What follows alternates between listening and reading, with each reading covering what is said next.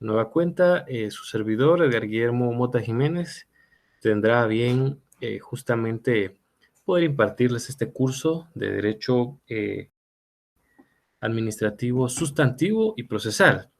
En este instante voy a habilitar también la grabación para que ustedes pues, puedan tener también acceso a ella cuando así lo consideren, ¿eh? Esto se demora unos segunditos nada más.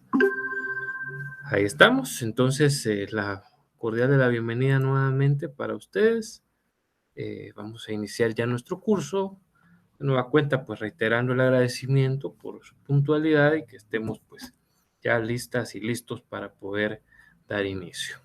Vamos a cargar nuestra pequeña presentación acá, que nos va a ayudar un poquito, por supuesto, a que podamos ir viendo el desarrollo de la sesión. Ahí está. Yo creo que vamos a ver si ya cargó. Sí, al parecer ya. Voy a agrandar aquí un poquito la imagen. Creo que ahí estamos. Bueno, entonces ahí está mi nombre, como pueden ver. El curso pues ya lo conocen ustedes. ¿Qué tema vamos a estar platicando esta semana? Justamente vamos a iniciar hablando la definición de lo que es el Estado. Vamos a platicar también los elementos que tiene el Estado como tal. Prácticamente es un repaso, ¿no? Los fines que tiene el Estado, las actividades que el mismo desarrolla. Posteriormente vamos a ver la clasificación de los estados, cómo son, un poquito acerca de las formas de gobierno y luego pues vamos a cerrar hablando de los organismos que también, por supuesto, tiene el Estado como tal. Bueno, dicho esto, eh, vamos a tirarnos de una vez al agua, ¿no? Vamos a ir analizando. Aquí hay una definición de lo que es la palabra Estado como tal. Muy bien, el sustantivo Estado, ¿no? Eh, una definición del diccionario Oxford nos pareció bastante parecida a lo que tiene nuestra constitución política. También por eso pues, nosotros la hemos colocado aquí para que ustedes pues tengan eh, desde luego la fuente. Bueno, no solo vamos a estar leyendo, eso sería una falta de respeto, no solo leer la presentación, vamos a ir analizando justamente las definiciones, lo que se trata de decir por medio de. Esta nos empieza diciendo que el Estado justamente es una comunidad social. Comunidad es algo en común, social, porque por supuesto la sociedad misma, nosotros como personas, vivimos en comunidad, ¿no? Vivimos en un espacio común, vivimos necesitándonos unos de otros, aunque digamos la mentira más grande, ¿no? De que yo no necesito de nadie, una mentira enorme. Entonces tendríamos, como diría don Aristóteles, el que no necesita de sociedad, o es un dios o es una bestia, decía don Aristóteles, fíjese, frase célebre de él. Un dios porque solo Dios no necesita obviamente de una sociedad, y una bestia porque los animales propiamente no tienen tanto sentido de. Y sin embargo, ojo, hay animales que viven de forma social, imagínense. Bueno, entonces, comunidad social que obviamente se organiza desde un punto de vista político, ¿no?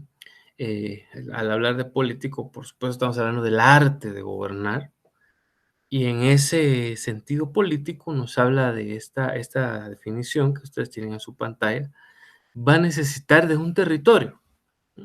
Por supuesto que no puede haber Estado sin territorio. Es imposible, sencillamente. Podemos hablar de instituciones del derecho internacional, como la UNICEF, como la ONU, la OIT, cualesquiera de las que existen, que no necesariamente necesitan estar en un territorio específico, sino en cualquier parte, pero un Estado obviamente necesita del territorio. Y dentro del mismo, como aquí no vemos, hay órganos de gobierno. Ojo, la diferencia entre organismo y órgano, ya lo hablaremos en breve. Estos órganos de gobierno que tienen van a ayudar, por supuesto, o a coadyuvar a que ese Estado como tal sea soberano, ¿no? E independiente de las demás comunidades o estados que pueda tener a la par, así como nosotros, ¿no? Que tenemos a un lado a México, luego por el sur, o mejor dicho, el suroriente, estamos conectados por Honduras y El Salvador, ¿no? Y bueno, al norte por Belice, entonces también al nororiente. Eso, pues, mis muy apreciables, es la definición que nos da aquí el diccionario de Oxford, ¿verdad? La hemos analizado en el sentido profundo. ¿Por qué yo mencionaba que esta se parece mucho a lo que nosotros tenemos en la Constitución Política de la República? Porque si usted se da cuenta, en el Estado nos habla ahí justamente de qué elementos tiene, de cómo está compuesto, etcétera, ¿no? Entonces, el territorio es definitivamente muy importante para que exista sí o sí el Estado como tal. Luego vamos a ver ahí qué artículos efectivamente de la Constitución nos mandan a que chequemos ahí el tema del Estado. Y aquí lo tenemos en el artículo 140, y por eso es que les decía que esto se parece a la definición, donde dice Estado de Guatemala, y dice, el Estado de Guatemala es un Estado libre, independiente y soberano. Era lo último que, si usted se da cuenta, refiere esta definición. Para garantizar a sus habitantes, por supuesto, esto es un elemento del Estado, los habitantes, ya lo hablaremos en breve, el goce de sus derechos y libertades, su sistema de gobierno, de una vez nos dice cuál es, ¿no? Que es republicano y representativo. Así es. Bueno, entonces, dicha esta situación, les decía, por eso hace match con lo que estamos viendo en sus pantallas. Bueno, el Estado es una institución, que voy a hablar un poquito de historia ahora, que se remonta, por supuesto, bueno, a muchos siglos atrás. La primera noción que históricamente se refiere al Estado es al que se le denominó Estado esclavista, un Estado que surge a partir de la propia sociedad esclavista, ¿no? Las sociedades van creciendo, como ustedes lo saben. Primero hay una sociedad inicial primitiva, posteriormente, conforme se hace más compleja, van surgiendo situaciones como el esclavismo, ¿no? Una tribu va conquistando a otra y hace esclavos a los otros, los somete a esa servidumbre.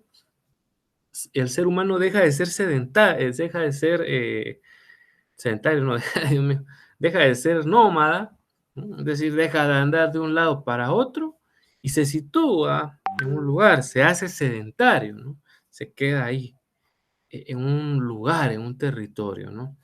Esto, mis muy apreciables, es lo que justamente eh, va desarrollándose aún dentro de lo que se le conoce hoy en día como prehistoria. Ya con el nacimiento de la escritura, ahí estamos hablando de unos 5000 años antes de Cristo. Parece que la escritura, con ella nace la ciencia de la historia, hace 5000 años antes de Cristo. Entonces, se deja ya documentado de que ya existían estados, ¿verdad? Como el Babilonia misma, el imperio este de Babilonia, que justamente conquista a varios pueblos y los hace sus esclavos. Entonces, hay en prehistoria ya antecedentes de que habían estados, ¿no? Que existían, que tenían una organización política, ¿no? Tenían monarquías principalmente, se situaban en territorios, así como Babilonia, llamada incluso así, como si ahorita vamos a recordar un poquito de los básicos, cuando supimos que Babilonia se llamó así porque estaba entre dos ríos, y eso significa al final Babilonia, entre ríos, ¿no? El Tigris y el Éufrates, los dos ríos que bañaban Babilonia. Contemporáneamente este país se llama Irak, hoy en día, ¿no?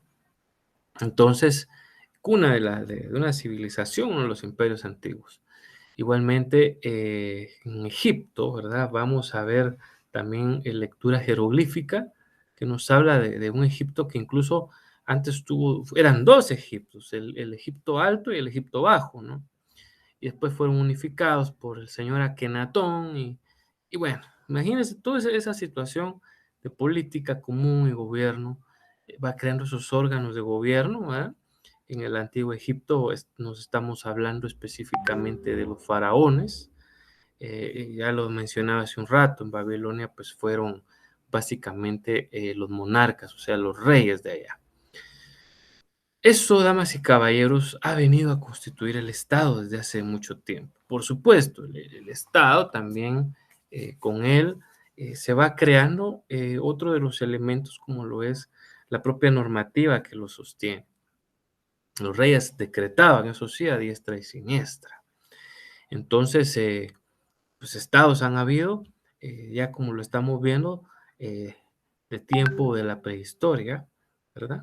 Es decir, de más de 5.000 años antes de Cristo, ¿verdad? Ya hay prácticamente algunos antecedentes y seguramente también aquí mismo en Guatemala, ¿verdad? Donde pues es una lástima que se hayan quemado tantos documentos que tenían los mayas y que quedaron muy pocos, que al final pues se cuentan, ahí sí que va la redundancia, pues poquito de nuestra historia, pero seguramente nosotros también acá tuvimos, de lo poquito que sabemos, pues de que la civilización maya prácticamente pues se desarrolló en 3 periodos, ¿verdad? Un preclásico, un clásico y un postclásico.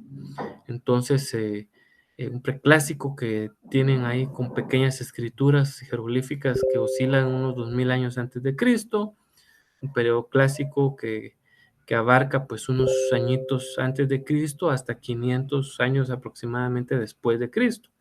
Y el posclásico, que es la descomposición misma de la sociedad maya, eh, que entra pues en una etapa bien, bien complicada, según los escritos, y que pues va a concluir fatídicamente para los mayas y para de alguna forma u otra nuestros ancestros, ¿verdad? Con la conquista por parte de los grupos europeos, principalmente España, Francia e Inglaterra, ¿verdad?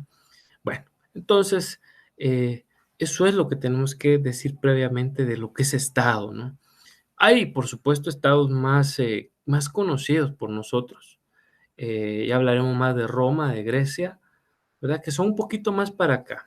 No se remontan tan atrás digamos, hablar de Roma es estar hablando unos 500 años antes de Cristo. Primero una monarquía, Roma empezó así, y luego pues fue pasando el tiempo, ¿verdad? Hasta que cae Roma en el año 476 de nuestra era. Hay personas que todavía creen que Roma no cayó y que es ahí la capital de Italia.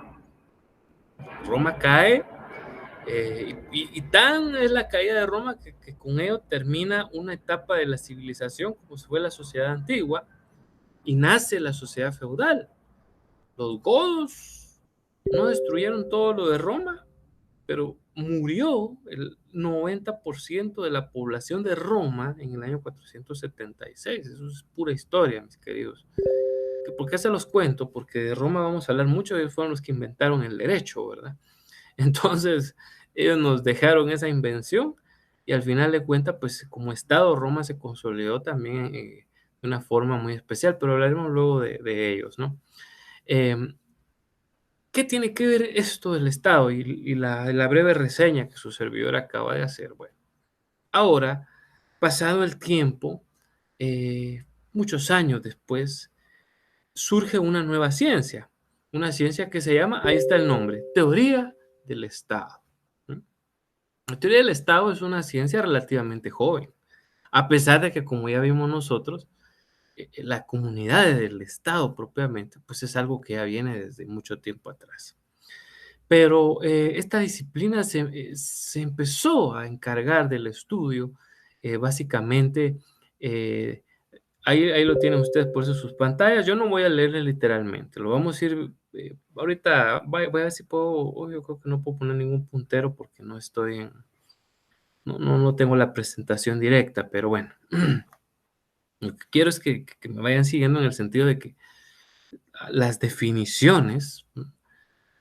Tenemos estas definiciones como la del diccionario Oxford gracias a esta disciplina que se llama teoría del Estado. Ojo, y se llama teoría, no se llama historia del Estado. ¿Por qué creen ustedes que no se llama historia del Estado y en lugar de eso se llama teoría? La teoría es una idea, sí, óigalo bien, es una idea o es un cúmulo de ideas que no han sido comprobadas. pero que nos dan una idea a los seres humanos de de un posible encuentro, de un posible suceso, de un posible acontecimiento. Entonces, nótese, no tenemos certeza de cómo hayan surgido realmente los estados. Y por eso es de que la ciencia no se llama historia del estado, sino se llama teoría. Porque tenemos ideas, pues, de cómo surgieron los estados. Entonces, ya hablando de esta disciplina, que está ahí una amplia definición en sus pantallas, nos dice que esta, ¿qué nos brinda? Posibles definiciones, ¿no? Como la que está ahí arriba. Nos narra cómo pudieron ser los orígenes, pudieron ser los orígenes de los estados, tal y como yo se los estaba narrando ahorita. Digamos, de Roma sabemos de que Rómulo y Remo, ¿no? Remo mata a su hermano Rómulo y él se consagra en el primer rey de Roma. Historia de sangre para Roma, ¿no? Eh, Origen, ¿no? Pero ¿sería realmente eso así? No lo sabemos. Lo tenemos de esa manera. Es que Rómulo y Remo fueron amamantados por una loba, sí, así dice la leyenda, ¿no? Que así fue. Formas del Estado, sí, también, de esas que hablaremos en breve. Tareas y objetivos. Esto ya es un poquito más para acá, porque obviamente los estados en un principio eran prácticamente imperios, porque esa es la palabra, imperios que se encargaban de conquistar y tratar de imponer definitivamente sus ideas a otros. Yo diría que salvo Alejandro Magno, que fue un gran conquistador ahí un siglo antes de Cristo, Alejandro Magno, pues el famoso griego, que Roma no había tenido todavía ese gran auge. Recordemos que él viene y empieza a conquistar media Europa y se siguió por Asia hasta llegar a la India. Y Alejandro Magno es el único que vemos nosotros que empieza ya a dejarnos una idea de un estado más humano, en el sentido de que él no destruía las civilizaciones y las absorbía, ¿no? Él lo que buscaba prácticamente era aprender y respetar de las culturas de los demás. Tan así que su gran idea fue crear la Biblioteca de Alejandría. Esto ustedes lo han escuchado alguna vez, lo sé. Allá en la ciudad que justamente está allá en Egipto, al norte de Egipto, todavía existe Alejandría, por cierto. Ahí estuvo esa que fue una de las 7 maravillas del mundo antiguo, la gran biblioteca de Alejandría. Ya el propio Alejandro Magno ya no la vio construida, pero él decía, es que yo quiero que todo, todo el conocimiento del mundo lo tengamos aquí y en la biblioteca lo traduzcamos a griego. Gracias a esa idea que tuvo don Alejandro Magno, por cierto, eh, es que hasta hoy, incluso hoy en día tenemos la Biblia, imagínense, porque los libros y todo esto se recopilaron, se tradujeron al griego. Una cuestión tan importante. Y qué bueno que Ptolomeo, uno de sus generales, haya hecho realidad el sueño de don Alejandro Magno. Y entonces ellos nos dejaron la gran biblioteca de Alejandría que sirvió, por supuesto, para alimentar esto, que es la teoría de los orígenes de los estados. Bueno, tal vez ahorita van a decir ustedes, ay, Dios mío, usted lee tanto que habla de historia. No se me aburran, la historia es linda, pero vamos a avanzar. ¿Qué otras ramas trata la teoría del Estado? Estoy ahí como en la tercera línea. La filosofía, por supuesto, que habla de la filosofía, es la madre de todas las ciencias, ¿ah? Pero es una filosofía de carácter político, eso sí, debemos de aclarar. ¿Por qué filosofía? Recordemos, filosofía, filos, de tratado, y la palabra Sofía, para las señoritas damas que no se llamen así, pues ya saben que su nombre significa sabiduría, ¿no? Entonces, eso, los tratados de la sabiduría, la política, o sea, los tratados de la sabiduría aplicados al arte de gobernar, eso es filosofía política. A menudo, dice acá también, estas temáticas van incluyendo otras ciencias, ¿eh? Y ahí abajo menciona qué ciencias, esto pues vayan tomando nota ustedes. La filosofía propiamente dicha, nos habla también de la teología, y uno dirá, ¿cómo así que la teología? Sí, Israel, hablamos mucho de Israel, ¿no? Hay gente que pues dice, ay, pues es que Israel es uno de los primeros estados, y es el primer estado teológico, por cierto, ¿verdad? Porque según las teorías estas, pues es Dios quien le dice un día a Jacob que se cambiara el nombre, y definitivamente pues eso lo cambia a Israel. Imagínense, y desde ahí, entonces vea cómo la teología hace match con, con la teoría del Estado. Las ciencias políticas propiamente, ¿verdad? El derecho, que es nuestra ciencia de estudio. ¿Y qué tiene que ver el derecho con la teoría del Estado? Pues tiene que ver en todo, porque sobre todo hay que recordar que cuando el derecho nace, lo hace principalmente para respaldar a la clase poderosa.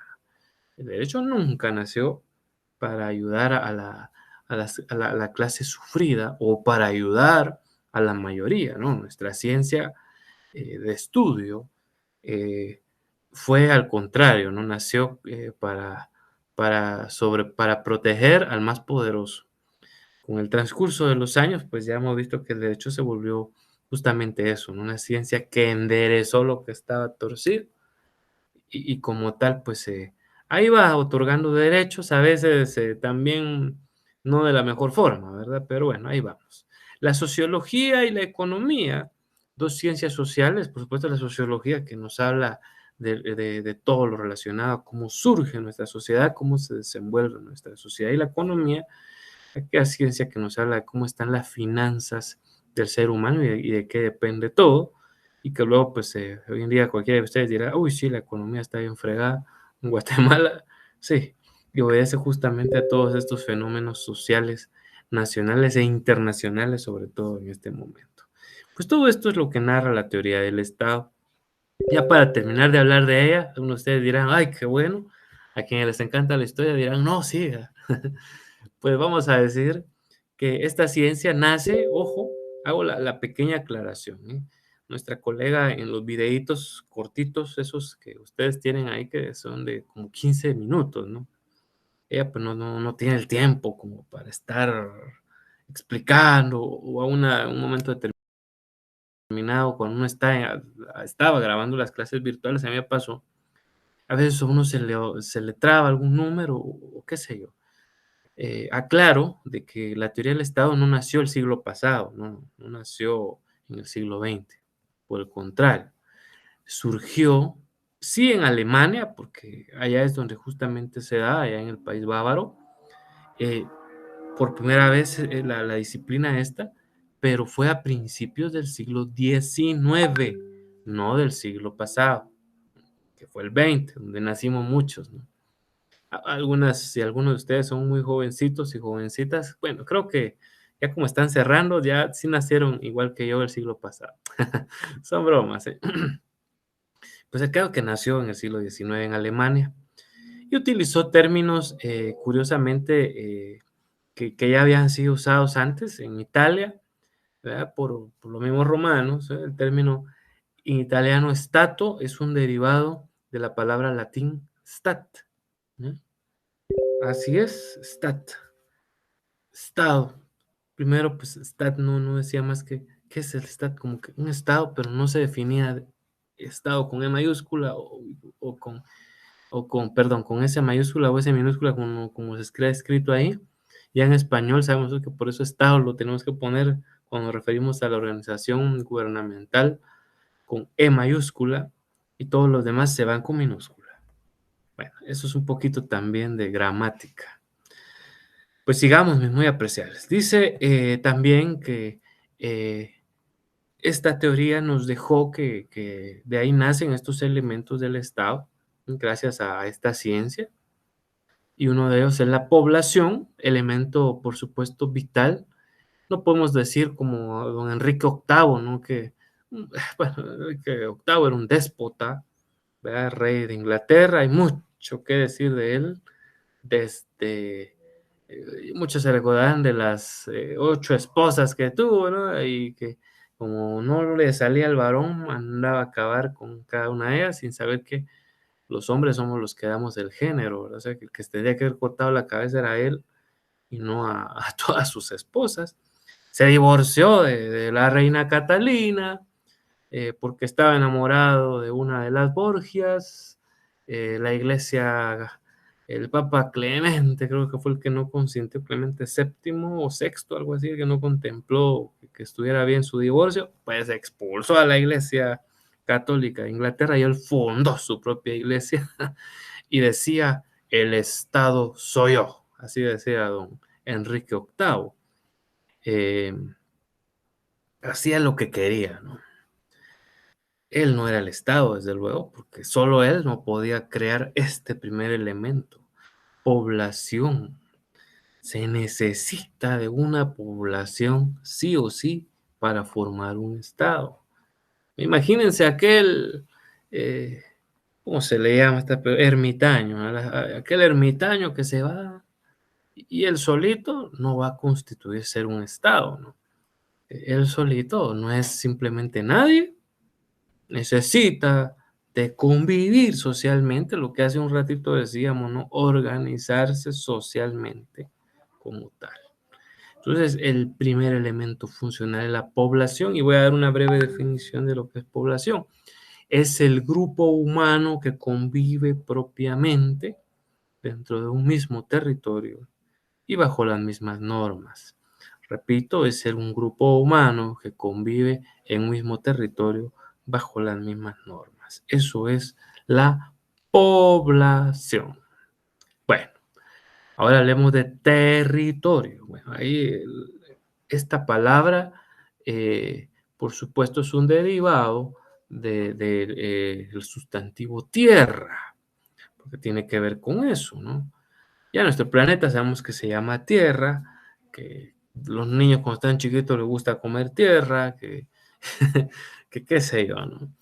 Entonces, el territorio es justamente esa extensión del suelo, ¿sí?, en el cual se sitúa una organización social. Es una extensión del suelo donde se sitúa una clase social. Por supuesto, también ustedes dirán, pero abarca más, y tienen toda la razón, porque nosotros viendo nuestra constitución política de la República nos dice también que abarca el subsuelo, eh, ahí lo dice el 142, lo vamos a leer, ahí lo pueden ir viendo, dice el artículo 142 de la Constitución, el Estado ejerce plena soberanía sobre, literal A dice, el territorio nacional integrado por su suelo, subsuelo, aguas interiores, el mar territorial, en la extensión en la que fija la ley, que son, ¿qué? 12 millas náuticas. Ahí buscan en Google cuánto es una milla náutica, por favor. Le digo en Google porque es la forma más fácil, ¿no?, de ver 12 millas náuticas. Luego dice el espacio aéreo que se extiende sobre los mismos, también son unos 12 kilómetros. La zona contigua al mar adyacente, el mar territorial, para el ejercicio, lo estoy leyendo ahora en la literal B, disculpen, reconocida, bueno, está. Entonces vemos nosotros que nos habló aquí también suelo y subsuelo, por supuesto, pero cuando hablamos de la definición de territorio, principalmente decimos que es una extensión de tierra que abarca el suelo, ¿eh? Aunque ya vemos de que la ley es más específica y nos habla diciéndonos también qué compone además de. ¿Mm? Disculpen, voy a estar tomando un poquito de agua para poder ir refrescando la garganta porque es necesario, ¿verdad? Pues bueno, eso es básicamente lo que compone la expresión de territorio. El orden jurídico, bueno, esto es una de las esencias, yo diría que nos da, por sobre todo, la disciplina esta de la teoría del Estado. Eh, un, Vaga la redundancia, un Estado necesita de un ordenamiento jurídico para subsistir. Caso contrario, pues se cae. Las sociedades inicialmente eh, tuvieron seguramente muchos problemas porque no estaba definida cierta situación. Las leyes fueron creándose con el afán, por supuesto, de ponerle, hay quienes dicen que para restringir libertades, perdón, aquella teoría del derecho eh, ay, ¿cómo se llama esta teoría? Que se le dice también el derecho perfecto, ahorita se me escapa, del derecho natural.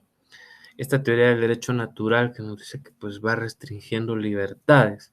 No obstante, más que restringir libertades, es justamente posicionar al ser humano en el sentido de que establezca que sus derechos llegan hasta donde está el de la otra persona y no pensar que yo tengo derechos infinitos de hacer lo que quiera, como quiera, cuando quiera y con quien quiera. Si le sonó a comercial, es pura coincidencia, ¿no? Pues eso es en cuanto al tema de lo que es el ordenamiento jurídico.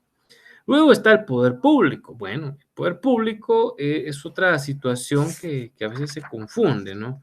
¿Qué es esto? ¿Qué es lo otro? Cuando hablamos de soberanía y poder público, estamos diciendo que es prácticamente lo mismo. Hay quienes los separan y dicen, no, es que la soberanía y el poder público son dos cosas diferentes. Ojo, si lo vamos a separar como está aquí y lo pusimos separado solo porque hay algunos libros los ponen así, aunque repito, hay otros autores que ven soberanía y poder público como sinónimos. Y ahorita vamos a ver qué dice la Constitución. Vamos a decir que el poder público al final de cuentas es básicamente la organización de tres entes que el Estado tiene para llevar a cabo sus fines. Entiéndase el organismo ejecutivo, el legislativo y el judicial, ¿verdad? Aunque veamos ahora que definamos esta situación de la soberanía se dice que es el poder que tiene el Estado para poder subsistir ante otros y definitivamente pues constituirse como un ente independiente, ¿no? Eso es soberanía. Entonces, vamos a ver ahorita cómo nuestra Constitución Política de la República mezcla un poquito estas dos definiciones, y por eso le digo, no es un invento mío, ni mucho menos. Vea lo que dice el 141 de nuestra Carta Magna. Soberanía radica en el pueblo quien la delega para su ejercicio en los organismos legislativo, ejecutivo y judicial. La subordinación entre los mismos es prohibida. Vemos ahí cómo nos habla de soberanía, pero al mismo tiempo nos habló de poder público. Un poder público que claramente, bueno, en teoría, nos pertenece a nosotros, al pueblo. ¿Por qué yo estoy diciendo en teoría? Y no es que sea sarcástico, pero desde que el pueblo, sinceramente, eh, delega esa situación a los organismos del Estado, sobre todo en regímenes complicados como los de América Latina, nos olvidamos de que dicha situación está en manos del pueblo, ¿verdad? Muchas decisiones no pasan por lo que la mayoría quiere. Entonces, no se está haciendo la voluntad del pueblo, principalmente en países subdesarrollados. Me permiten, y con todo respeto lo digo, no uso el eufemismo de países en vía de desarrollo, porque si eso fuera verdad, pues algún día se alcanzará dicho desarrollo. Pero a como están las cosas, es muy difícil que eso se llegue a dar. Y no solo para nuestra complicada sociedad guatemalteca, sino hablo de muchos países de América Latina, por no decir la gran mayoría. Bueno, entonces para ir ahí ya aterrizando y no estar solo dejando esto en comentarios muy personales, que repito, no son de la Universidad Rural, sino son míos, pues tenemos que analizar y terminar diciendo de que pues el Estado se compone principalmente de, hay quienes solo le dan tres elementos, ¿no? Hay quienes solo ponen a la población, al territorio y al orden jurídico. No se sorprendan si ustedes ven en algunos libros que solo están esos tres. Está muy bien, porque el orden jurídico es el que crea al poder público, ¿no? Y por supuesto también el orden jurídico es el que crea la soberanía. Por eso es que podemos decir de que estos primeros tres elementos son de carácter originario. ¿Mm? Es decir, estos tres elementos sine qua non necesarios para un Estado son los primeros que existen para que exista, perdón, para que se pueda hablar de que haya Estado, ¿no? Entonces, ya los otros dos, o sea, el poder público y la soberanía, es algo que derivó del orden jurídico, ¿sí? No estaríamos hablando de que hay poder público y soberanía si no tuviéramos un orden jurídico. Entonces, los tres primeros son los esenciales y reitero, si usted tiene algún libro donde solo estén esos tres, no diga, yo voy a tirar este libro, porque no, no, no. Está bien su libro.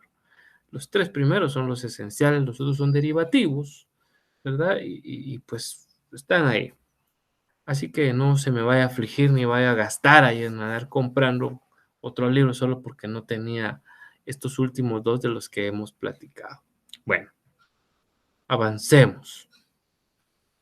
Dicho lo anterior, pues ahora vamos a entender un poquito lo que son los fines del Estado. Aquí hay una definición del jurista Girón que nos narra qué son esos fines del Estado. Bueno, fíjese bien. Estos son los fines actuales, mis muy apreciables estudiantes, porque en cada etapa de la sociedad humana los fines del Estado eran muy distintos. Imagínense, hace un rato hablaba de don Enrique VIII, ¿no? Estamos diciendo que este tipo para el siglo XIV, que fue cuando él gobernaba, ahí que hizo todo lo que les dije yo, que era por el año 1500 a 1547, algo así, fue principalmente el tema de su fatídico reino. Definitivamente, pues, él tenía unos fines muy diferentes a los que hoy en día pueden tener. Y ojo, porque hay estados que también tienen hoy en día unos fines hasta macabros, podemos llamarle, pues ni modo, son los fines de cada quien. Por eso es que la definición de Girón me agrada, porque no solo habla de cosas bonitas, no solo habla del deber ser, sino nos lo deja abierto porque cada sociedad pues, tiene su estado y cada estado tiene sus propios fines. Dice acá que constituyen direcciones, o sea, directrices, nos trata de decir, para llegar a qué? A realizar metas, propósitos, ¿verdad? E incluso también tendencias, crear las famosas tendencias. Hoy vemos con las redes sociales, eso es tan típico, ¿no? Crear tendencias. Pero eso sí, que deberían de ser de carácter general, o sea, aplicados a la mayoría o si no, pues por lo menos a lo que la mayoría quiere. Que se reconocen, dice al Estado, para su justificación. Entonces esos fines justifican, como diría don Nicolás Maquiavelo en su obra El Príncipe, ¿no? Maquiavelo, que qué bárbaro, ¿no? También él se mandó eso de que el fin justifica los medios. Eso no es precisamente necesario y que sea bueno, lo deja uno en qué pensar. Entonces, aquí pues dice que para justificarse, bueno, ¿será que un político puede decir, sí, es que yo tenía que hacer esto porque el Estado? Me recordé ahorita de este corruptazo que tuvimos de presidente, de Jorge Serrano Elías, que muchos ahí ya le andan haciendo la barba, pero se les olvida, o tal vez el tipo ya les compartió algo de los millones que se llevó de un préstamo de Taiwán y que se fue a vivir como magnate por eso a Panamá. Eh, ¿Verdad? Pues él dijo en su momento, hay que quitar al organismo judicial porque el pueblo lo quiere. Hay que quitar al organismo legislativo porque el pueblo lo quiere. Y es que a pesar de que la gran mayoría de nuestros diputados, pues, son muy polémicos y realmente muchos quisiéramos que de repente desapareciese el Congreso de la República, no es algo que se pueda hacer. Pero él los derogó. ¿Verdad? Él los abrogó, qué bueno que derogar. Él los abrogó, porque de una vez los eliminó. No estaba creando nuevas figuras, ¿no? Quiso hacerlo de don Enrique VIII y decir el Estado soy yo. Por eso les digo, ojo con eso de los fines, ¿no? Ahí entonces, sin embargo, ¿por qué estoy hablando de esto y qué tiene que ver con lo demás? Pongan atención porque luego dice que consagran en su legislación. Lo que pasa es de que lo que de repente hizo Serrano Elías no estaba permitido por la Constitución, sobre todo por lo que acabamos de decir, que los tres organismos del Estado, ahí dice el 141, la subordinación entre estos está prohibida. El Ejecutivo no es más que el Legislativo y tampoco más que el Judicial. Entonces, no se podía, ¿verdad? No se podía. Así de sencillo. Entonces vemos nosotros esta situación. Fue lo que él hizo. Quizá algunos de ustedes lo defenderán. Ay, sí, que bueno, está bien, se respeta. Hoy en día cualquiera puede opinar lo que sea y de repente solo es mi opinión nada más. Pero no soy yo el dueño de la verdad. Pero recuerden también lo del préstamo y por qué este hombre que antes de entrar a ser presidente estaba hipotecando su vivienda y ahora es un millonario en Panamá. ¿Por qué no sale de Panamá? ¿Por qué no se va a otros países además de Panamá? Piénsenlo y sean críticos, ¿no?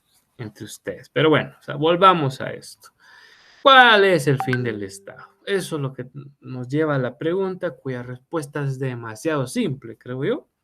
Todos ustedes se la saben, algunos ya la vieron en su pantalla, otros solo dije yo cuál es el fin y ya en la punta de la lengua lo tenían y los felicito. Así se contesta, diría aquel profesor de aquel programa.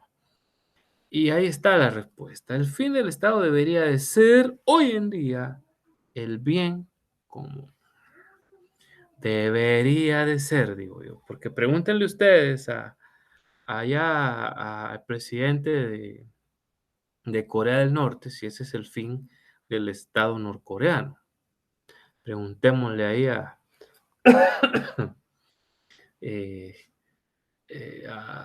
bueno, no sé, a otros estados polémicos. Podría ser, bueno, Suazilandia. Uf, Suazilandia, que tiene una de las cosas más horribles de este mundo. Les cuento así brevemente que allá el rey de Suazilandia decreta que todas las mujeres que se van a casar, previamente a hacerlo, tienen que pasar con él la noche. Imagínense, qué barbarie, ¿no? Entonces, pues es el fin del Estado, o sea, ahí estaremos hablando del bien común, no, ¿verdad?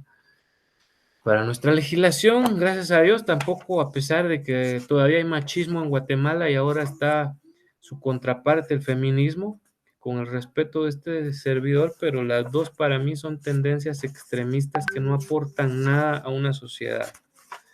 El machista es tan descerebrado como quien le podría decir feminista, porque necesitamos, como ya dice nuestra legislación, de hombres y mujeres en una sociedad. No pueden haber solo hombres o solo mujeres. Es absurdo, es imposible y nos condenaríamos a la extinción si solo estamos pensando que debemos de haber hombres o solo mujeres. Dice entonces, damas y caballeros, el artículo número 2, es el uno, ¿verdad? De la Constitución, ¿no? El 2 dice, y el Estado de Guatemala se garantiza para proteger a la persona y a la familia. Su fin supremo es la realización del bien común. Está diciéndoles el 2, pero es el 1. Claro. Ay, ese licenciado se equivocó. Sí, sí, yo no soy perfecto. Se nos traban a veces los artículos. Ustedes también les pasa y nos va a pasar siempre. Aún cuando estaba yo en las clases del doctorado, ahí recuerdo ahí a mi catedrático, también le pasaba y nos sucede, ¿verdad? Porque somos seres humanos, no máquinas. Bueno, ahí está, el artículo 1 nos acaba de dictar y de decir el bien común, ¿no? Eso es, damas y caballeros, el bien de todos. Entonces, por eso no puede haber un estado en el que solo hombres o solo mujeres, ya lo vieron, ¿no? Sino tiene que ser un bien común, un bien para hombres y mujeres. Al final de cuentas, así debe de ser. Bueno, actividades del Estado es la otra temática que vamos a abordar a continuación. Disculpe.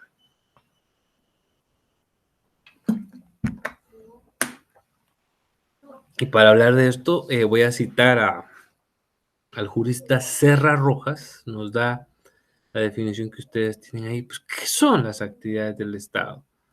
Y nos dice él que son un conjunto, o sea, son un montón, son, como diríamos a buen chapín, son un montón, ¿verdad?, de operaciones, ¿sí? O sea, son una serie de tareas, ¿no?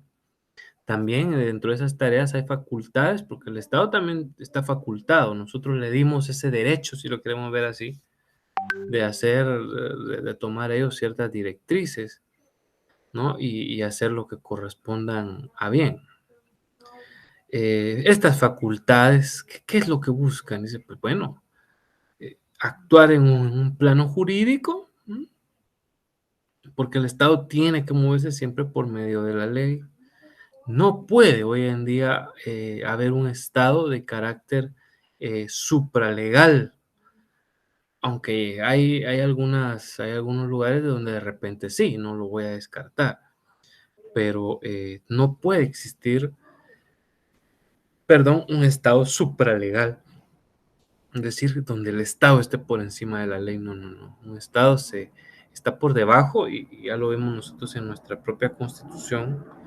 Claramente dice que nadie es superior a la ley. Una ocasión yo recuerdo, no voy a decir nombres por respeto, pero fui a una entidad del Estado y me decía a mí una de las asesoras legales, es que eso lo dispone el director de aquí, de una dependencia del Ministerio de Economía. Yo le decía, pero es que la ley no dice que él pueda disponer de esa forma. Sí, pero es que él es el director. Pero es que nadie está por encima de la ley, licenciada. Me extraña, le decía yo. ¿Cómo vamos a decir que porque él es el director? O sea, nadie está por encima de la ley, ¿verdad? Es el deber de cómo debe, como se tiene que expresar. Bueno, entonces, también, por supuesto, en el actuar jurídico también hay un plano material y técnico, el Estado utiliza eso, y que le va a corresponder ¿a quiénes? Pues a las personas jurídicas del derecho público. Entiéndase, no solo el Estado per se, sino también, por supuesto, estamos hablando de las entidades descentralizadas, de las entidades autónomas, ¿verdad? Que también forman parte y son personas jurídicas como tal. Las municipalidades, ¿no? Que son entes autónomos, que realizan por medio, dice ahí, de los órganos, ¿no?, que integran la administración pública. Ahí está. Esa administración pública, todo el Estado en sí, con todas las entidades que acabo de mencionar. Ojo, me gusta la definición de Serra Rojas porque también abarca a dos tipos de estados, o sea, los tipos de estados que hay. Habla ahí del Estado federal. Entonces, cuando hablemos de la forma de gobierno, que hoy vamos a ver unas generalidades, pero estoy viendo que en el programa después luego se vuelven a hablar y ahí vamos a profundizar en ellas.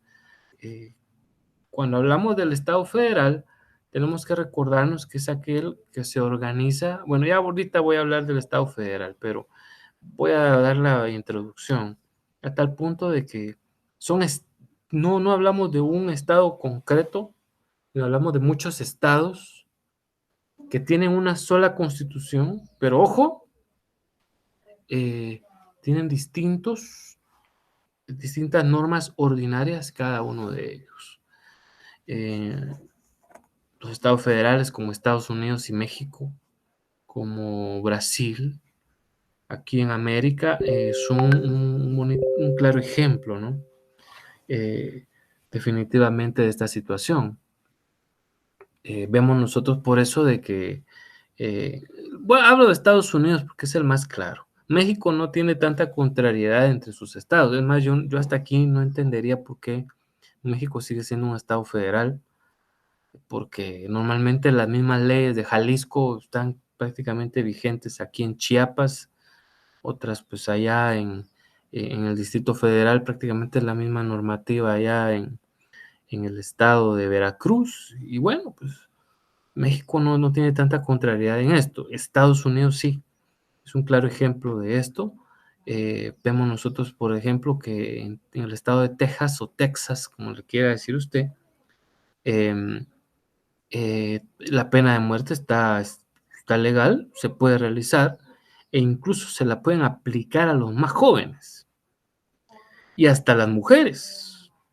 Mientras que usted va a otro estado, digamos, entiéndase California, y allá pues ya no se puede, ¿no? Esa situación ya no. El primer estado allá en América fue Wyoming, que fue el primero que autorizó el matrimonio homosexual y no todos los demás lo tenían autorizado. Entonces, vemos ahí un claro ejemplo de estado federal. Y luego, pues pasamos a hablar de los otros estados, que sí, básicamente son más con los que nosotros nos entendemos, ¿verdad? Cuando se da un gobierno local o a nivel municipal, que eso es algo muy propio de acá, pero hablaremos ya en breve de esto. Pues ahí es donde se realizan dichas facultades y tareas como las que hemos platicado eh, por el propio estado como tal. Em, Dice, aquí quería leerles algo, ¿no? El 150 primero 153 y 154, cuando yo decía quién es superior, dice el 153 de la Constitución, el imperio de la ley se extiende a todas las personas que se encuentran en el territorio de la República de Guatemala. No, pues nadie se puede excluir. Luego el 154 dice función pública y sujeción a la ley. Los funcionarios son depositarios de la autoridad responsable legalmente por su conducta oficial, sujetos a la ley y jamás superiores a ella. Lo que yo le decía ahí a la ley, ¿no? Que nadie podía estar por encima de la ley. Pero ni el presidente constitucional de la República de Guatemala, ni el presidente del Congreso, ni la presidente del organismo judicial.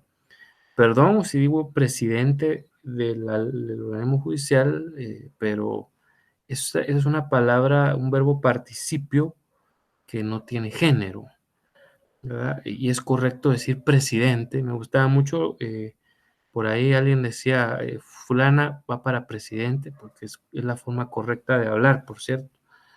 Los verbos participios, varios no tienen género, como presidente, adolescente, estudiante. Es incorrecto que yo dijera la adolescenta, ¿verdad? Como decir la estudianta, ¿verdad? No, entonces no se puede. Igual no es presidenta, realmente no. Y no es que sea machista, para nada, no, no van a pensar. Es la presidente, es lo correcto. Un poquito de gramática también, mis muy apreciables estudiantes. Bueno, ahora hablamos de cómo se clasifica el Estado. Como ya les dije, va a haber, estaba viendo en el programa que tenemos que volver a platicar de él y de las formas de gobierno, pero aquí vamos a dar las generalidades de estos dos, que son los más comunes, los que más conocemos, eh, y pues debemos entender como tal, ¿no? Entonces, aquí hay una definición amplia de cómo se clasifican principalmente los dos estados por el tema de su organización política. Eso se nos olvida poner aquí, pero lo vamos a colocar, ¿eh? Clasificación, uy, permítanme que toque yo que no debía, sí, aquí está. Clasificación del estado por su organización política. Ya me acordé por qué es que no se lo había puesto antes, y es porque dentro de la clase que nuestra muy apreciable licenciada les está dando ahí de 15 minutitos, no se hace la distinción. Ya me estoy comiendo una ya me di cuenta. Ya me dio un poco de hambre, es por la hora. Y estoy poniendo la tilde donde no es. Ahí dice clasificación del Estado por su organización política. Entonces, yo sí lo voy a dejar así de esta forma porque hace referencia prácticamente a, a temas de cómo se organiza políticamente un Estado. Y ya vamos a ver que hay una clasificación más grande según otros criterios. Bueno, dice acá que el Estado puede ser de dos tipos. Según esta organización política está el Estado simple, también conocido como unitario, y también del que hablé hace un instante, que es el Estado federal, ¿verdad? Bueno, pues vamos a entrar a ver cada uno de ellos, entendamos, analicémoslos, vamos a dar ejemplos para que, bueno, yo sé que esto es un repaso, ¿no? Pero ustedes dirán, ay, no, pues esto ya me lo sé yo ya perfectamente, pues está bien, gracias. Algunito pues dirá, ay, a mí pues de repente no me cae mal la refrescada y le voy a decir algo, no nos cae mal a todos, ¿eh? A nadie. Ahí está, estoy viendo que se me había movido la presentación. Pues dice aquí que el Estado simple unitario, en este existe, dice, un centro de poder. Es un centro de poder. Además, posiblemente ustedes ya estén leyendo ahí la definición. Está bien, váyanla leyendo, despacito, como diría aquella canción que estuvo muy de moda del señor Luis Fonsi con aquellos cuates que parecían mareros, no me recuerdo cómo se llama, pero que cantaban despacito, ¿no? Decían despacito, pasito a pasito, suave, suavecito. Pues así vayan leyéndose esta definición, despacito, para que, si a veces bromeo, no es por, no vayan a, por favor, a pensar que, este Alec no toma en serio la clase, no. Tampoco me gusta que se duerman. Y normalmente cuando daba clases allá en la universidad, ya hace 9 años que este servidor ha tenido el gusto y el honor de dar clases en la universidad. Quizá alguna o alguno de ustedes me conoce, me recuerda, pues un saludo. Igual, pues sabrá que me gustaba bromear, ¿verdad? Muy serio en cuanto a la disciplina que tiene que haber en el salón, pero me gustaba bromear para que también no se me durmieran los estudiantes. Máximo que ahorita es la hora del café. Entonces alguno quizá ya esté así como con sueñito después de una jornada, pero está bien. Entonces por eso es que entre ratitos tiro yo estas cápsulas para que usted vaya relajándose y la atención esté más tranquila, ¿verdad? Pues bueno, decíamos ahí despacito, van a ir leyendo, un centro de poder. Ujú. Dice ahí, ejercicio a través de órganos encargados de diferentes funciones. Ahorita sí lo leí textualmente, para que más o menos tengan una idea de dónde vamos. Ojo, en esta clase de estados unitarios va a haber una característica, y eso lo dejamos ahí clarito, ¿eh? Las personas obedecen ¿a quién? A toda la normativa ordinaria, ¿m? Es decir, rige para ese solo estado todas las leyes ordinarias que hay. Guatemala es un país de muchas leyes, más leyes que otros estados, por cierto, y tiene un articulado enorme en comparación con otros. Recuerdo yo cuando estudiaba la maestría, hablaba con un catedrático argentino, y el catedrático argentino nos decía, eh, a mí me sorprende el Código Penal de Guatemala, que es tan grande, 480 y algo, o no sé cuántos más artículos, me decía él. Bueno, el Código Penal de la Argentina solamente tiene 250 y algo, me quedé bajo. Y usted tiene un montón de leyes más, me decía, y estoy hablando solo de lo penal. Imagínense de todas las demás, me decía él. Sí, le decía, y por qué a veces, y esto es triste, porque ¿por qué se necesita normar tanto? Y la respuesta es que mientras las sociedades son menos desarrolladas, se necesitan más leyes, ¿no? Para que se respeten vacíos como que puedan ir surgiendo. Entonces, por eso, ¿no? El corrupto busca salirse y busca hacer un montón de cosas malas. Usted tiene que ser una abogada y abogado intachable, que pueda levantar el rostro en cualquier parte y ganarse la plata que vaya a ganar honradamente. Esto ya lo digo yo, porque, bueno, usted, yo no digo soy perfecto, pero puedo levantar la cara donde sea, nadie puede decir, ¿me entienden?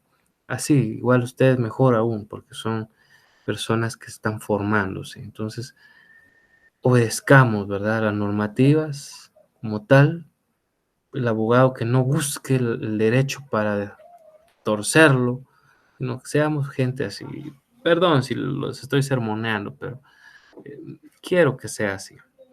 Eh, ya hay mucho abogado sinvergüenza en la calle y ustedes no tienen que ser de esos.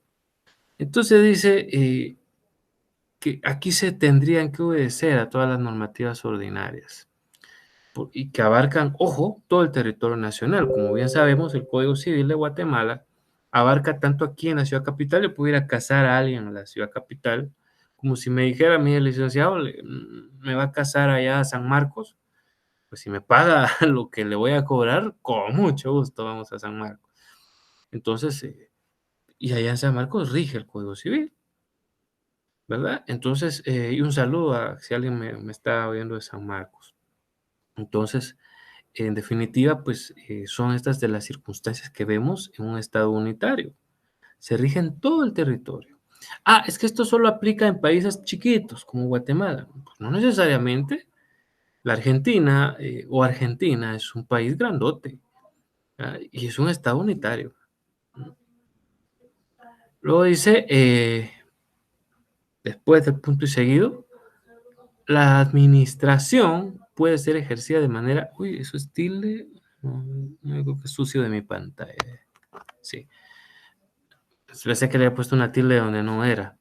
Ahí decía ejercida. Pensé que decía, dije, pues chica, ¿qué me pasó?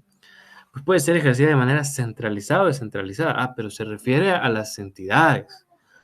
Que hayan entidades descentralizadas o centralizadas no significa que el Estado no sea unitario. Mucho cuidado. Guatemala tiene muchas entidades descentralizadas y autónomas y eso no hace que nuestro país sea un Estado federal. ¿Me explico? Entonces,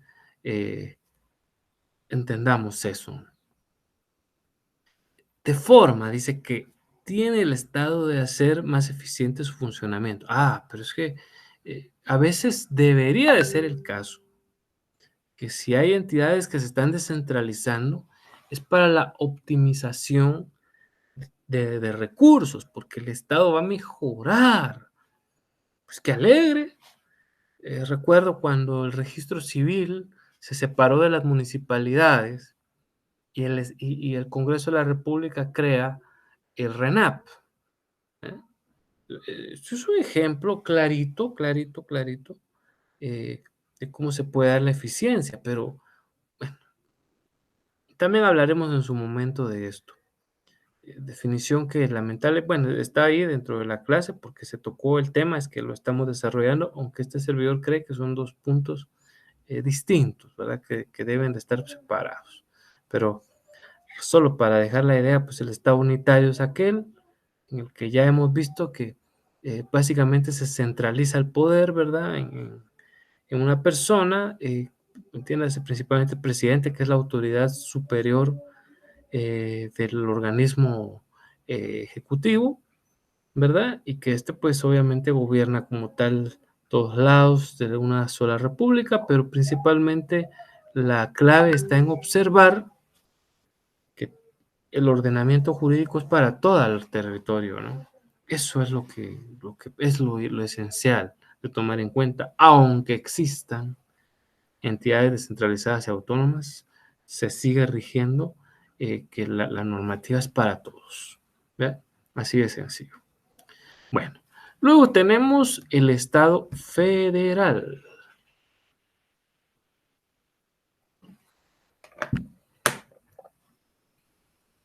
Las federaciones. Bueno, hablaremos de estas federaciones. Aquí nos dice, si quieren, van llevando esa lectura, que se reconocen varias fuentes originarias del poder político. ¿Cómo así? Vemos nosotros en los estados federales que, digamos, cuando el presidente de ahí va a querer tomar una decisión, consulta con los gobernadores. Yo no sé por qué Guatemala tiene gobernadores. Y lo digo porque somos un estado unitario. Yo no sé para qué tenemos gobernadores. Eh, la figura del gobernador es vital en un estado federal, puesto que esta figura es la máxima autoridad dentro de cada uno de los estados por los que está compuesto. Entonces el gobernador es como que decir el presidentito, ¿no? dentro de una nación que tiene características federales, es el presidentito. El presidente de un país le puede decir ay Dios mío, al gobernador, se me escapaba el nombre ahorita, disculpe, le puede decir al gobernador, mire, yo quisiera que, perdón, yo quisiera que ustedes allá en ese su estado logren abolir la pena de muerte, ¿no? Imagínate, es el gobernador de Texas y él va a decir, no, no la vamos a abolir. ¿Pero por qué? Porque no queremos. Para nosotros es funcional y punto. No la vamos a abolir, señor presidente. El Congreso de la República tiene una iniciativa, sí, pero parece que el Congreso de la República de Estados Unidos puede legislar siempre y cuando también haya consentimiento estatal. Y pues está bien que legisle, pero para el estado que quiera abolir su pena de muerte, para nosotros en Texas no. Así es la postura, ¿no? Entonces, por eso decíamos, se reconocen varias fuentes originarias del poder político. Y una de esas fuentes originarias es el propio, sus propios gobernadores. Pero claro, hay una fuente originaria superior que es la Constitución. Estados Unidos tiene su propia Constitución, una Constitución sumaria, no es desarrollada como la nuestra, grandota. Yo tengo una Constitución comentada aquí, miren, de aquellas grandototas. Pero allá es muy sumaria, tiene poquitos artículos, creo que ni pasa de 15. Pues el tema es de que al final no sé, se ve mucho ladrido de animal por acá. Aquí vemos nosotros que es una circunstancia que llama poderosamente la atención, que hay ese respeto a una fuente originaria de poder político, ya hablamos de, y también hay descentralización administrativa. No tienen una situación tan similar a la del gobierno central. Perdón, de verdad me distrajeron. Ahorita estos animales están a ladrar aquí cerca de un apartamento. Como se da dentro de un gobierno central, ¿no? No se reconoce esa situación porque ya les he dicho, el presidente central o el presidente de un estado federal, así como vemos en Estados Unidos ahorita este señor Biden, él no puede decidir por todos los estados de la Unión Americana, ¿verdad? Él tiene que hablar previamente con los gobernadores. Y asimismo, actúan de forma coordinada, pero independiente cada uno de los estados, como hemos dicho. Ya les di un claro ejemplo yo de la normativa penal, también puede ser con la normativa civil. ¿Saben qué otro estado es federal? Ahorita estoy recordándome, Rusia. Rusia es una federación, es un estado federal, la Federación Rusa. Por eso hace poquito que ya estaba Rusia con los clavos ahí que tiene con Ucrania, ya se hablaba de que en el deporte, no los está representando como Rusia, sino como decían la Federación. La misma historia, ¿verdad? Pero así estaban ese tipo de cuestiones. Debemos de decir de que sí actúan de manera coordinada, tampoco es de que dijera, por así decir, eh, el gobernador de la Florida, allá, no aquí en la zona 19, sino allá de Estados Unidos, dijera el gobernador de la Florida, mire, aquí ya nos cayó mal, vamos a expulsar a todos los latinos. Tampoco, ¿verdad? Porque también se rigen, insisto, por una norma suprema. También hay coordinación, pero por supuesto, reitero, pues se respeta también la normativa ordinaria que cada uno tiene. Entonces, eso es, o esas son, mejor dicho, las características dentro de los estados federales.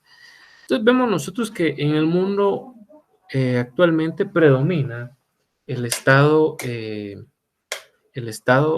ya encendimos la luz, que está en lo que está medio oscuro, predominan los estados unitarios, ¿no? Pero también vemos que hay estados federales, ¿no? Que definitivamente pues utilizan esos gobiernos regionales, o sea, son por región, y por supuesto van tomando sus propias decisiones ¿Son independientes? Sí, lo son. Por decirle algo, vemos nosotros que un estado puede que, y pasa en Estados Unidos de América, hay jóvenes que a los 18 años ya son mayores de edad, pero en otros estados, digamos, en la Florida, a los 18 años de edad ya se es adulto. No obstante, allá en el estado de Wyoming, o el estado de Washington, a los 21 años, ¿no? Eso es independiente. Esto es un claro ejemplo de lo que estamos diciendo. Mientras que ya vimos nosotros que en un estado unitario, no, ahí sí lo que dice es para todos. No hay escapatoria, diríamos, ¿no? Bueno, y el último punto, uy, se movió la presentación.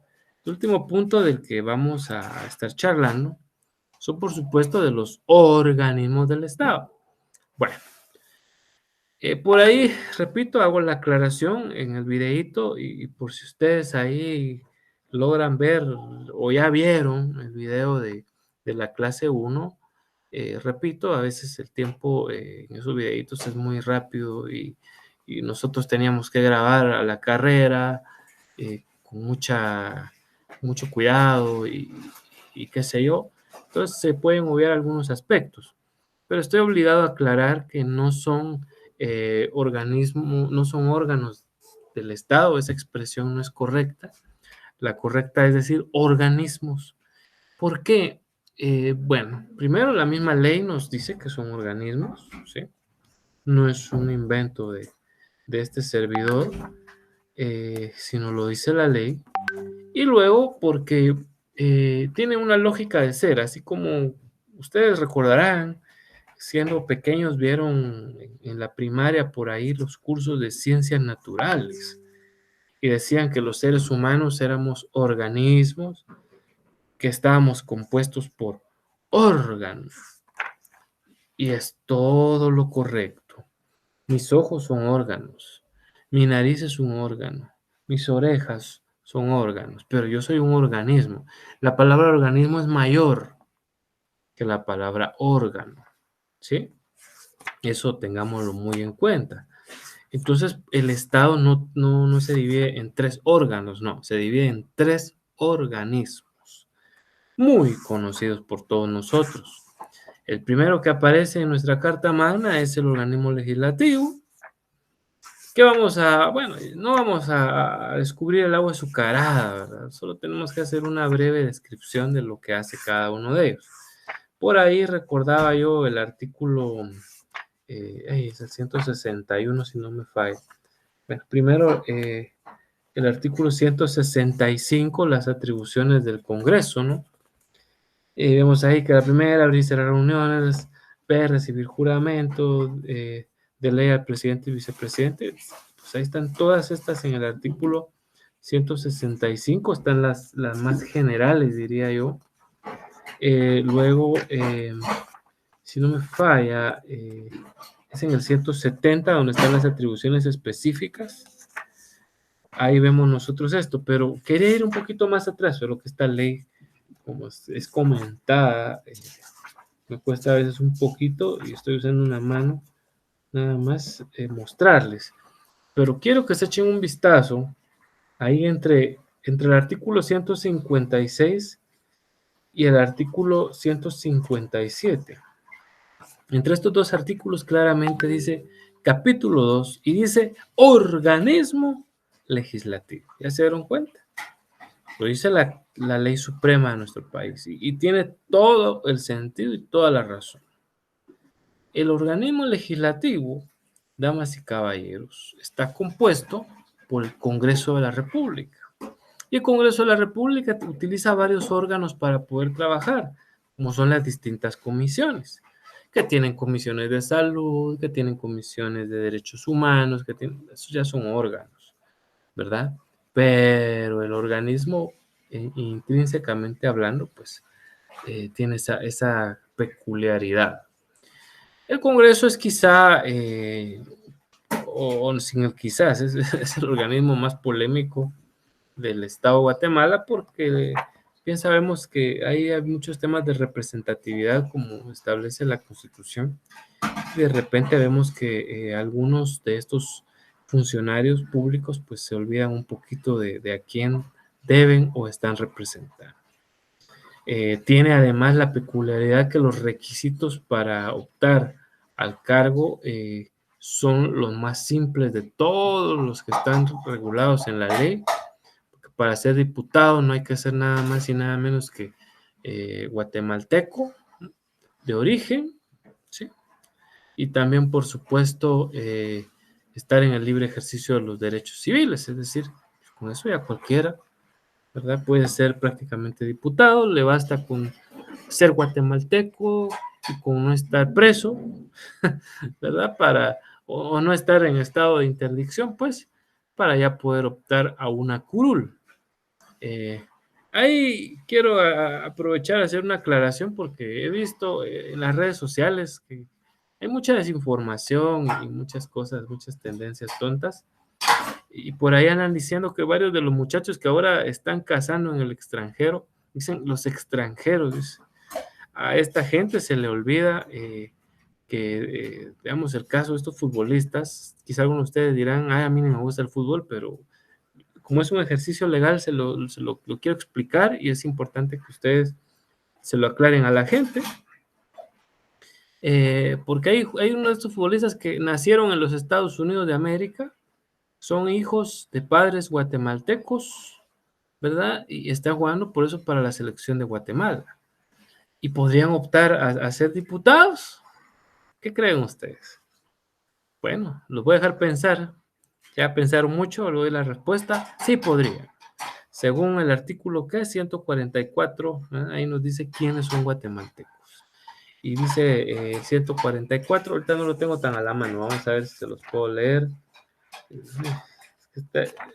Complica un poquito la constitución comentada. Dice, son guatemaltecos de origen los nacidos en el territorio de la República de Guatemala, naves y aeronaves guatemaltecas y los hijos de padre o madre, no de ambos, de padre o madre, no de padres tiene que ser papá y mamá, no, de padre o madre guatemaltecos nacidos en el extranjero, ¿verdad? Entonces, bueno, qué ignorancia, la verdad, estar diciéndole extranjero a un compatriota cuyo papá o mamá es guatemalteco, y entonces él es guatemalteco, tan guatemalteco como el Tortrix, ¿sí?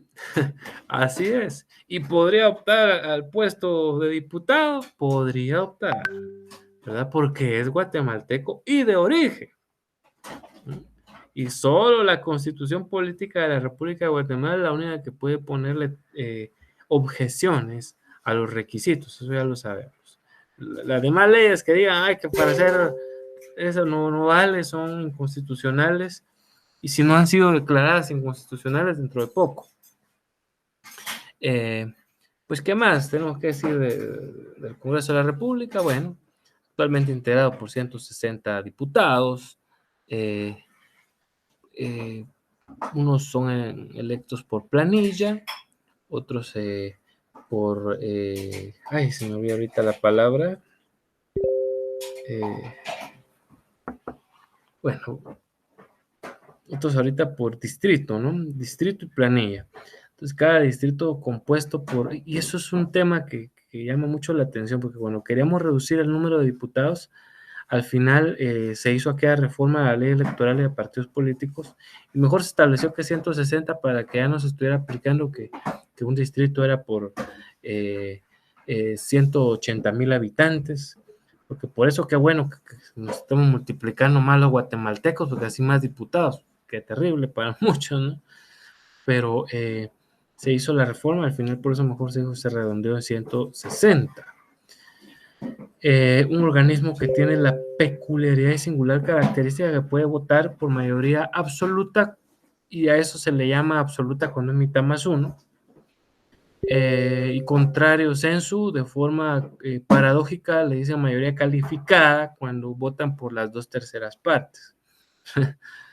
Quizá fue una forma de hacerse sentir interesante, no lo sé, pero bueno, esas son de las situaciones que se dan. No importa la edad para ser diputado, ya lo sabemos, y pues listo, ¿no? Luego, pues está el organismo ejecutivo.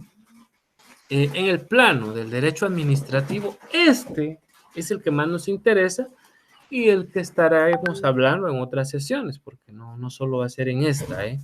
No vayan a creer de que ahorita y nada más, no, tenemos que hablar más porque obviamente el derecho administrativo tiene demasiada injerencia en todo el organismo ejecutivo. El ejecutivo es integrado, por supuesto, por el presidente, vicepresidente de la República y sus 14 ministros o ministerios, pero también se le deben de sumar las secretarías creadas por el mismo. Qué bueno que ya no está la cantidad inútil de secretarías que antes teníamos, al menos eso sí fue muy bueno, ¿no? Que se haya reducido esa cantidad porque disminuye obviamente el gasto público y se puede aprovechar en inversión. Entonces, el presidente, según refiere la Constitución Política de la República de Guatemala, así un poquito a lo que hemos oído a veces en, ¿cómo se llama esto? En la televisión dicen a veces, ay, es que no sé quién camina solo o no hace solo. Realmente el presidente no puede actuar solo. La Constitución Política de la República de Guatemala nos habla que actúa siempre con sus ministros. Y vea lo que dice vamos a ver, presidente de la República en el artículo 182. Dice, el presidente de la República es el jefe del Estado de Guatemala y ejerce las funciones del organismo ejecutivo por mandato del pueblo. El presidente de la República, aquí está lo que les decía, actuará siempre con los ministros en consejo o separadamente, con uno o más de ellos. Es el comandante del ejército, representa a la unidad nacional y deberá velar por los intereses de toda la población de la República. Bueno, debe ser, ¿no? De la definición del presidente de la República. A mí lo que queremos esta tarde, noche, dejarles a ustedes hacer match, es que recordemos que el presidente no puede actuar solo. Nunca. ¿Y por qué? Porque lo dice la Constitución. No porque lo digo yo, lo dice la ley suprema del país. Siempre por ello vamos a ver que quien refrenda a, a la firma del presidente, por decir algo, es el propio ministro de Gobernación.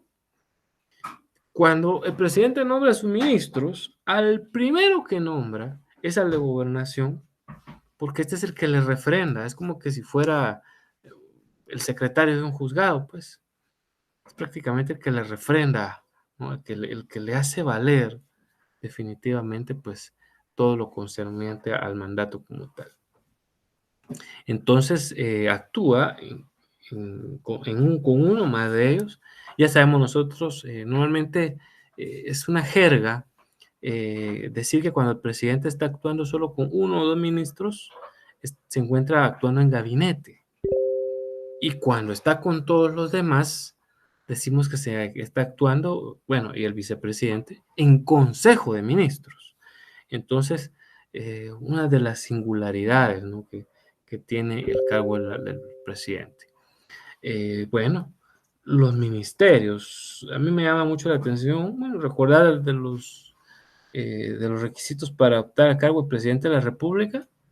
Igual no son muchos, ¿verdad? Lo único que cambia con los diputados es que tiene que ser mayor de 40 años, ¿verdad? Entonces no hay una gran diferencia, no hay una, una situación que uno diga, ¡hala! Pero es que, qué bárbaros, aquí sí piden este montón de requisitos. No, ya sabemos que no.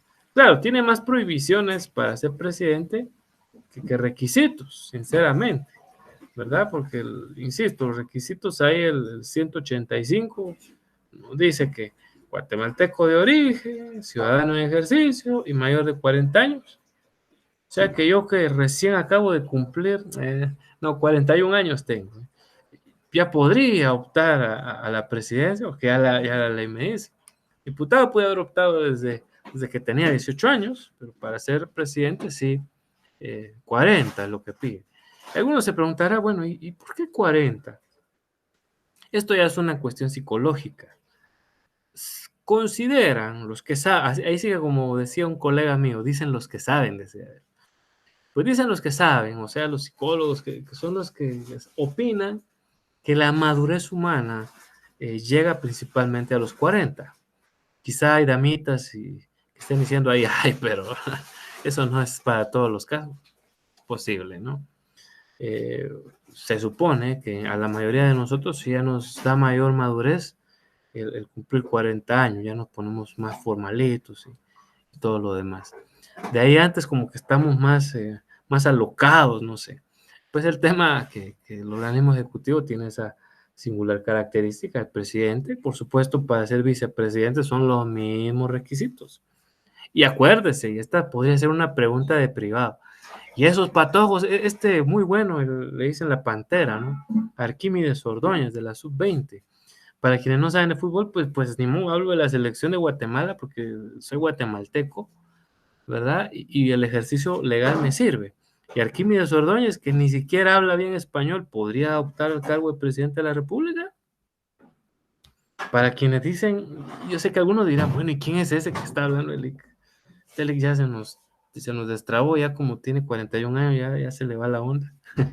Les digo, lo que pasa es de que Arquímedes es un muchacho nacido en Estados Unidos, su papá es guatemalteco y su mamá es italiana. ¿Qué les parece? Pero puede ser presidente de la República cuando tenga, porque ahorita el Patojo tiene 18 años, creo yo. Cuando él llegue a tener 41 años y hable un poquito más de español o siga igual hablándolo como lo habla, podrá optar a cargo de presidente. Para quienes ya dijeron que sí, el aplauso, porque pusieron atención al 144 de la Constitución Política de la República de Guatemala, cuando dice nacidos aquí en el territorio, así como muchos de nosotros que nacimos en esta hermosa tierra, como lo es Guatemala, un país hermoso, indistintamente de las cosas malas que hayan que no tienen nada que ver con lo hermoso de nuestro país. Nacimos aquí, en naves, pero no estamos hablando de esas que vuelan, ¿verdad? Sino estamos hablando de los barcos, aeronaves, los aviones, ¿no? Un avión de Grupo TACA de Guatemala, ahí nace un patojo, puede decir que es guatemalteco de origen, lo puede decir tranquilamente, aunque su papá sea de Camerún y su mamá sea de Nigeria, que él ya guatemalteco porque nació en un avión guatemalteco, también, ¿por qué no? Pues claro, lo mismo le pasaría a este patojo, él podría optar al cargo de presidente, ¿verdad? Porque cuando tenga 41 años, 40 años, perdón, ya podría hacerlo. Y por último hablamos del organismo judicial. Bueno, el OJ, como le decimos normalmente en nuestro gremio, ¿no? Es ni más ni menos que el único organismo profesional, bueno, no lee los ministros, diríamos usted, los ministros ya vimos que también lo que cambia el requisito es de que tienen que ser mayores de 30 años, ¿no? Actualmente hay 14 ministerios. Yo sigo creyendo que al menos Guatemala no necesita tantos ministerios, con unos 8 sería más que suficiente, pero tenemos 14 y varios de ellos son inútiles, inoperantes y solo representan gastos para el país y no reproducen nada. Pero comentario muy personal. Tampoco hay ahí, a un ministro se le exige ser profesional de un área específica, ¿no? Acordémonos ahí los requisitos para ser ministros, ¿verdad? Está un poquito más para allá en su constitución. El organismo judicial del que estaba hablando, pues es el único profesional. Ahí sí vemos nosotros de que al menos para ser juez o magistrado, además de pedir que seamos guatemaltecos de origen, además de que estar en el libre ejercicio de los derechos ciudadanos, nos pide justamente tener esta profesión, esta bendita profesión que ejercemos varios, ¿no? La abogacía, ser abogado. Hoy en día, por cierto, hay facultades, hay universidades que solo están graduando gente con el título de licenciado en Ciencias Jurídicas y Sociales y abogado. Si él quiere, no estudia ya el notariado y no se hace su examen, ¿verdad? No se preocupen, ustedes de universidad rural van a salir con sus 2 títulos y su grado académico. Es decir, su grado académico de licenciado en Ciencias Jurídicas y Sociales, su título de abogado y su título de notario, o notaria, o notario, notario, notaria, ¿verdad? Entonces no se vayan a alarmar, ustedes van a salir con todos. Hay otras universidades, repito, que son las que dan esa opción. El OJ, por eso sus más altos funcionarios tienen esa característica que tienen que ser profesionales del derecho, como ustedes, primero Dios, van a hacerlo pronto, ¿verdad? Entonces, pues ya sabemos, termino diciendo que la Corte Suprema de Justicia está compuesta por 13 magistrados, tiene 3 cámaras, recordémonos cuáles son: Cámara de Amparos y Antejuicios, Cámara de lo Penal, Cámara de lo Civil y Mercantil, ¿verdad? Cada una está compuesta por 4 magistrados, cada una de esas cámaras, 3 titulares y un suplente, ¿no? Y usted dirá, pero no son 13 los magistrados. Sí, es que el 13º no lo contamos porque él es el presidente del organismo judicial y también presidente de la Corte Suprema de Justicia. Bueno, ya estamos con la hora, ya no les quito más el tiempo, mis muy queridas y queridos estudiantes. Ya viene la cena. No me queda más que agradecerles a ustedes también por su atención. Aquí ahorita ponemos nuestra presentación agradeciendo la misma. Si Dios nos lo permite, pues nos vamos a estar saludando la otra semana por la misma hora, por el mismo canal. Decía un programa mexicano llamado Chavo del Ocho hace mucho tiempo. Así es de que les agradecemos bastante.